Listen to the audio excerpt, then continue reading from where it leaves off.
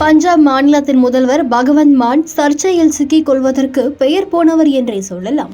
இவர் அடிப்படையில் ஒரு நகைச்சுவை நடிகரும் ஆவார்.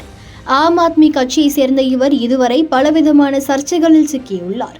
அதுபோலவே தற்போதும் ஒரு சர்ச்சையில் சிக்கிக் கொண்டார். தனது காலணியை பாதுகாக்க 2 காவலர்களுக்கு உத்தரவிட்டுள்ளார். அது தற்போது சர்ச்சையை உண்டாக்கியுள்ளது. இது குறித்து விரிவாக பார்க்கலாம். பஞ்சாப் முதல்வர் பகவந்த் மான் ஞாயிற்றுக்கிழமை பிரபல தர்பார் சாஹிப் குருத்வாரா சென்றார். லூதியானா அருகே உள்ள ஸ்ரீ முக்த்சர் சாஹிப் குருத்வாராவில் முதல்வர் தனது காலணியை வெளியே விட்டு செல்லும் போது அதை காக்க வேண்டும் என ஒரு தலைமை காவலர் மற்றும் ஒரு காவலருக்கு எழுத்து மூலமாக உத்தரவு பிறப்பிக்கப்பட்டது.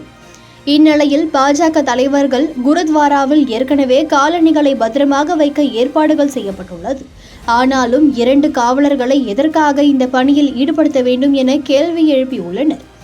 மேலும் எழுத்துப்பூர்வமாக சொல்லப்பட்ட அந்த உத்தரவில் தலைமை காவலர் ரூப் சிங் மற்றும் காவலர் சர்பத் சிங் ஆகியோர் சீருடை அணியாமல் குருத்வாராவில் முதல்வரின் காலணியை காவல் காக்க வேண்டும் என குறிப்பிடப்பட்டிருந்ததாக தெரிய வந்துள்ளது என பாஜக தலைவர்கள் விமர்சனம் செய்து வருகின்றனர். முதல்வருக்கு பாதுகாப்பு வழங்க வேண்டியது அவசியம்தான், ஆனால் அவரது காலணிக்கு காவல்துறை பாதுகாப்பு தேவையா என பாஜக பஞ்சாப் மாநில செய்தி தொடர்பாளர் பிரீத்திபால் சிங் பலிவால் விமர்சனம் செய்தார்.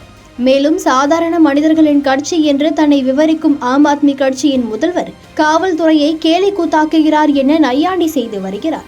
முதல்வர் தான் ஸ்ரீ முக்த்சர் சாஹிப் பகுதியில் 138 கோடி ரூபாய் மதிப்புள்ள திட்டங்களை ஞாயிற்றுக்கிழமை தொடங்கி வைத்தார்.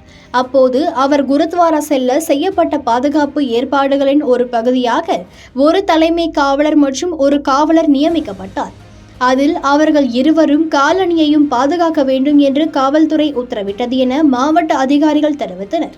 இதனால் இதற்கு காவல்துறை அதிகாரிகள் தான் விளக்கம் அளிக்க முடியும் எனவும் இந்த சர்ச்சைக்கு தாங்கள் பொறுப்பல்ல எனவும் மாவட்ட அதிகாரிகள் பதிலளித்துள்ளனர்.